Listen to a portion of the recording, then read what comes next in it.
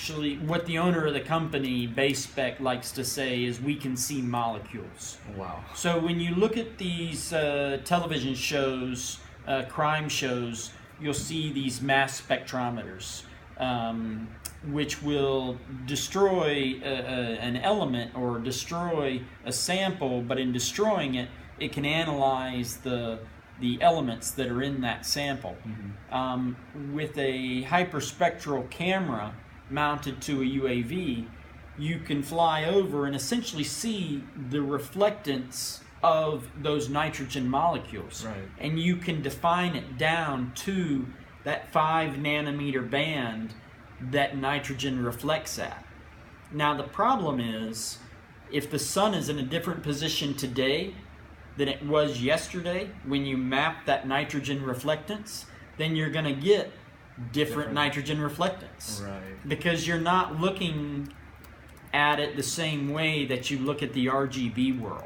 Right. And that's something that humans have a hard time with. Yeah. You're also not looking at thermal data the same way because it's not a reflected image that you're seeing. It's a emitted image. Right.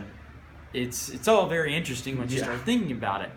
But nitrogen, really anything that you can define from a spectral signature or from a reflected signature, you can see from the air.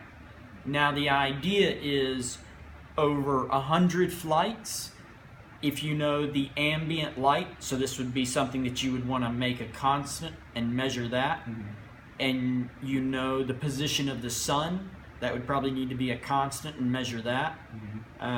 Things like altitude, anything that you could define, because what happens is this area of the spectrum that you're looking at is very, very small. Right.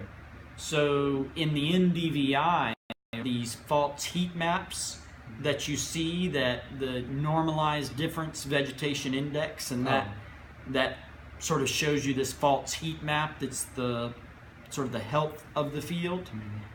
It's such a small area.